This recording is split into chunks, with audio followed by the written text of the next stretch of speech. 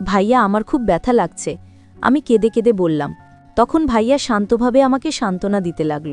সে বলল, প্রথম প্রথম একটু ব্যথা লাগবেই, তবে এটা নিয়ে ভয় পাবি না, ধীরে ধীরে সব ঠিক হয়ে যাবে। এই ব্যথা সাধারণ ব্যথা নয়, এটা একেবারেই আলাদা ধরনের অনুভূতি।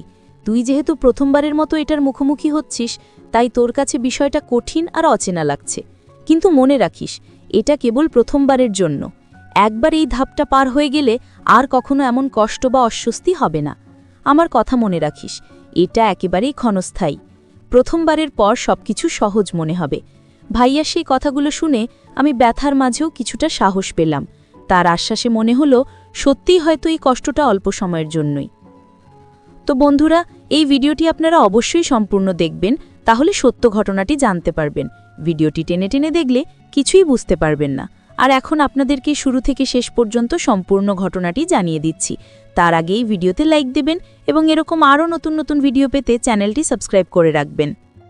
আমার নাম তামান্না, বয়স 18 বছর, আর আমি সদ্য কলেজে ভর্তি হয়েছি।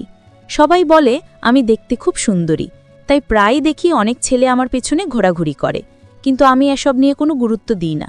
প্রেম ভালোবাসার বিষয়গুলো আমার কাছে কখনো তেমন আকর্ষণীয় মনে হয়নি। আমার বান্ধবীরা প্রায় সবাই কারো না কারোর সঙ্গে সম্পর্কে জড়িয়েছে। তারা আমাকেও প্রায় বলে, তামান্না, একদিন সময় হলে তুইও প্রেমে পড়বি, তখন আমাদের কথাই মনে পড়বে। তাদের কথা শুনে আমি হেসে উড়িয়ে দিই, কারণ সত্যি এখনও এসব আমার ভালো লাগে না। আমার পরিবারও শহরে বেশ পরিচিত। আমার বাবা মা দুজনেই শহরের সবচেয়ে বড় বিশ্ববিদ্যালয়ের শিক্ষক। তবে কাজের কারণে তারা আমাদের সঙ্গে সবসময় থাকেন না, শুধু ছুটির দিনে আমাদের কাছে আসেন। এই সময়টা আমাদের জন্য অনেক আনন্দের হয়, আর বাকিটা সময় আমি আর আমার ভাইয়া একসঙ্গেই বাসায় থাকি। আমাদের জন্য আলাদা করে কাজের লোক আছে, তারা রান্নাবান্না আর ঘরের সব কাজ সামলে নেয়। আমার ভাইয়ার নাম সাকিব। ভাইয়া আমার থেকে 10 বছরের বড়। ভাইয়া সবসময় আমার খুব খেয়াল রাখে।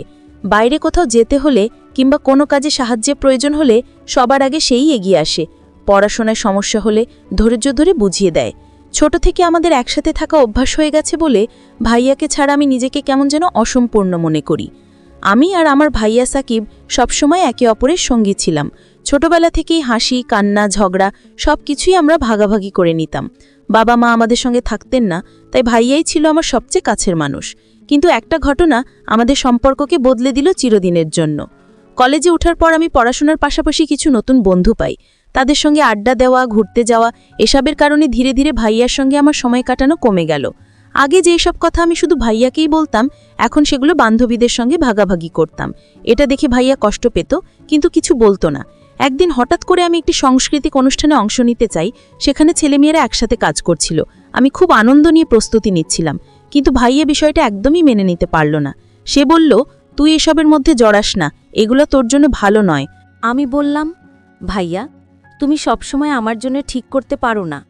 আমিও বড় হচ্ছি, আমাকেও নিজের মতো করে চলতে দিতে হবে। এই কথাতেই শুরু হলো দূরত্ব। ভাইয়ার মনে হলো আমি তাকে আর আগের মতো সম্মান করি না, আর আমার মনে হলো ভাইয়া আমাকে বুঝতে চায় না। ধীরে ধীরে আমাদের কথাবার্তা কমে গেল। একসাথে বসে খাওয়া দাওয়া কিংবা আড্ডাও হারিয়ে গেল। এভাবে বেশ কিছুদিন কেটে গেল। তারপর হঠাৎ করেই আমি লক্ষ্য করলাম ভাইয়ার আচরণ বদলে যাচ্ছে। আগের মতো শুধু দায়িত্ব নিয়ে কথা বলতো না, বরং আমার সাথে আরও নরম, আরও যত্নশীল হয়ে উঠল। প্রতিদিন রাতে আমি যখন ঘুমাতে যাই, সেই সময় ভাইয়া এসে আমার খোঁজ খবর নেয়, আমাকে সান্ত্বনা দেয়। প্রথমে বিষয়টা আমি বুঝতে পারিনি, কিন্তু দিন যতই গড়াতে লাগল, ততই টের পেলাম ভাইয়ার এই আচরণ একেবারে ভিন্ন রকম। তার কথা বলার ভঙ্গি, যত্ন নেবার ধরন, সব কিছুতেই যেন একটা অচেনা মায়া ভর করেছে। আমি ভেতরে ভেতরে কৌতূহলী হয়ে উঠলাম। ভাবতে লাগলাম, হঠাৎ এমন পরিবর্তনের পেছনে কি কারণ থাকতে পারে। আগে যে ভাইয়াটা কেবল কড়াকড়ি আর নিয়মের কথা বলতো, সেই এখন প্রতিটি রাতে আমার পাশে এসে দাঁড়ায়, যেন আমাকে একা থাকতে না দেয়। একসময় আমার মনে হতে লাগলো, ভাইয়ার এই অচেনা ব্যবহারটা যেন কোনো গভীর রহস্য লুকিয়ে রেখেছে, যেন সে আমাকে কিছু বলতে চাইছে, কিন্তু কোনো অজানা কারণে মুখ খুলতে পারছে না। রাতগুলো মনে হয়েছে এক একটা ছোট অধ্যায়। প্রতিটা রাতেই আমি ভাইয়ার রহস্য জানার জন্য ছোট ছোট চেষ্টা করে যাচ্ছি, কিন্তু সে প্রতিবারই কিছু না কিছুভাবে এড়িয়ে যাচ্ছে। তারপর একদিন আমি সন্ধ্যায় বই নিয়ে ঘরেই বসি। রাতে বিছানায় শোবার আগেই ভাবলাম, আজ ভাইয়ার সঙ্গে সরাসরি কথা বলে ফেলব। দুপুরে যতটা ঠান্ডা থেকেছে রাতে ততটাই সাহস জ্বলছিল। রাতে যখন সবাই ঘুমোতে যায় আমি জিজ্ঞেস করলাম, তুমি কেন হঠাৎ এত বদলে গেলে? কি হয়েছে? ভাইয়া একটু কণ্ঠ নামিয়ে মুচকি হেসে বলল, কোনো কিছু না, তুই বেশি ভাবিস। তার চোখে কোনো অস্বস্তির ছাপ দেখলাম, কিন্তু সে মুখ খুলল না। আমি যত চেষ্টা করলাম সে প্রতিবার উত্তরকে ছোট করে দিল। আমি বুঝলাম সে জানাতে চাইছেন না। রাতে যখন ঘুমাতে যাই ইচ্ছে করে চুপচাপ তার কাজের ঘরের দরজার কাছে চলে গেলাম। জানালার আলো থেকে দেখা যায় ভাইয়া মুঠোফোন হাতে বসে আছে, চোখে একটু ক্লান্তি, বারবার মুঠোফোন নাম করে ফেলে রাখছে। একবার সে হালকা করে একটি মেসেজ টাইপ করল, তারপর মুছে দিল। আমি মনেই আঁকড়াই ধরে বসে গেলাম। কি হচ্ছে তার জীবনে? আমার কাছে যেন সে কিছু লুকাতে চাইছে। দরজায় কাঁটা শব্দও শোনা যায়নি। সে বাইরে থেকে দরজা লক করে নিল কিনা জানি না। ফিরে যখন ঘরে আসলাম আমি হঠাৎ দেখলাম টেবিলে একটা ছোট কাগজ ভাগ আছে। কোনো নোট তবে নয়, কেবল অর্ধেক কালির দাগ। আমার কৌতূহল বেড়ে গেল। আমি এড়িয়ে যেতে চাইলেও ভেতরের চিন্তা আমাকে থামাতে দেয়নি। রাতে ঘুমানোর আগে আমি সরাসরি জিজ্ঞেস করলাম, ভাইয়া, তুমি কি আমাকে কিছু লোকাও? সে দীর্ঘশ্বাস নিল, তারপর বলল, না, কিন্তু আমি চাই না তুই সেই চাপটা অনুভব করো। তার চোখে এক অজানা দুঃখ দেখলাম। কিছু বলার আগে সে মুখ বুজে নিল। তারপর এক রাতে আমি ঘুমের অর্ধ ঘুমে আচমকা জেগে উঠে দেখি ভাইয়া বিছানার পাশে টেবিলে বসে আছে। সে একা, চুপচাপ, হাতে এক কাপ চা। আমি থেমে দাঁড়ালাম। তার দিকে তাকিয়ে সে হঠাৎ বলল, তুই ঘুমা, কথা বড় ব্যাপার না। আমি ওকে ধৈর্য ধরে বলতে বললাম, ভাইয়া, আমি যদি তোমাকে ভালোবাসি সে কারণেই তো জানার চেষ্টা করছি। সে চুপ করে রইল। তারপর অচেনা এক কণ্ঠে বলল, আমার জন্য ভালো, তাই তোর সাথে এমন আচরণ। সেই কথাই আমাকে আরও বিভ্রান্ত করল। তার ভালোর ব্যাখ্যা কি এমন যা আমাকে এড়িয়ে রাখবে? তারপর আমি লক্ষ্য করলাম ভাইয়া প্রতিদিনই আমার সঙ্গে শুতে চাইত, আর সবসময় বাম পাশেই ঘুমোতে জোর করত। কেন সে শুধু বাম পাশেই থাকতে চাইত সেটা আমার কাছে রহস্যই রয়ে গেল।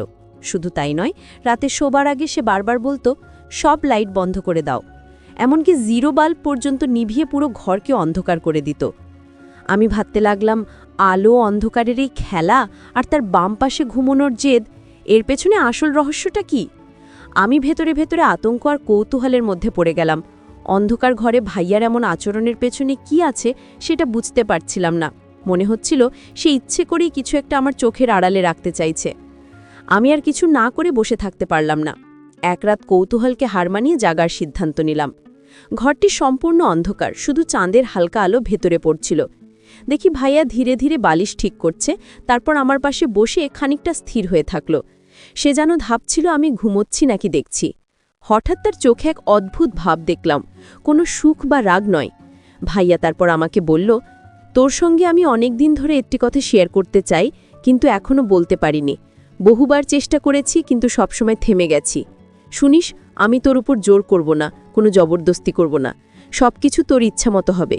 যদি তুই নিজের ইচ্ছায় রাজি থাকিস তাহলে ঠিক আছে, আর না থাকলে তুই নিশ্চিন্তে অস্বীকার করতে পারিস। এই কথাগুলো কিন্তু তুই কাউকে বলবি না। আমি তোর ভাই ঠিকই, কিন্তু এত দিন ধরে আমি যা অনুভব করেছি সেটার কথা বলতেই পারিনি। এবার বলার সাহস হলো কেবল তোর কাছে। আমি অবাক হয়ে তার দিকে তাকিয়ে রইলাম। তার চোখে এক অদ্ভুত মিশ্র অনুভূতি, ভয়, লজ্জা সবই ছিল। সেই মুহূর্তে আমার মনে হলো ভাইয়া শুধু আমার যত্ন নিচ্ছে না, সে আমার প্রতি কোনো গভীর অনুভূতি রাখছে যা এতদিন লুকিয়ে রেখেছে। কিন্তু ঠিক তখনই ভেতরে একটা অদ্ভুত দ্বিধা অনুভব করলাম। আমি কিভাবে প্রতিক্রিয়া দেখাবো, কিভাবে সেই কথাগুলো বুঝব? আমার মন ঝড়ের মধ্যে যেন তলিয়ে যাচ্ছিল। ভাইয়া কিছুক্ষণ চুপ করে রইল, তারপর শান্ত স্বরে বলল, আমি শুধু চাই তুই বুঝিস সবকিছু আমার উদ্দেশ্য ভালোই। আমি চাই না কোনো ভুল বোঝাবুঝি হয়। তাই আজ বললাম, শুধু তোর কাছে। আমি ধীরে ধীরে নিজের কণ্ঠে বললাম, ভাইয়া, আমি চেষ্টা করব বুঝতে, কিন্তু একটু সময় চাই। সেই রাতটি যেন আমাদের সম্পর্কের ইতিহাসে এক নতুন অধ্যায় শুরু করল। আমার কৌতূহল, ভীতি আর অবাক হওয়া সবই একসাথে মিশে একটা অদ্ভুত আবেগে পরিণত হলো। আমি বুঝতে পারলাম যেই রহস্য এতদিন লুকানো ছিল তার প্রথম আভাস আজ আমার চোখের সামনে এসেছে। তারপর রাতের অন্ধকারে আমরা দুজনে কিছুক্ষণ চুপচাপ বসে রইলাম। ঘরের নিস্তব্ধতা কেবল আমাদের নিঃশ্বাসের শব্দ শোনাচ্ছিল। আমার হৃৎস্পন্দন তীব্র হয়ে উঠল, মনে হলো সময়ও যেন থমকে গেছে। আমি ধীরে ধীরে বললাম, ভাইয়া তুমি কি চাইছো আমাকে বুঝাতে? আমি ধীরে ধীরে বুঝতে পারলাম ভাইয়া সবসময় আমার খেয়াল রাখছে, আমাকে ভালোবাসছে এবং নিরাপদ রাখতে চাইছে।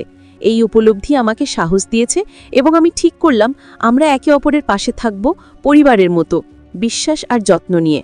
আর এই গল্পের মাধ্যমে আমি শিখেছি সত্যিকারের ভালোবাসা মানে হলো একে অপরের প্রতি যত্ন, সাপোর্ট এবং বিশ্বাস। এটাই সবচেয়ে গুরুত্বপূর্ণ।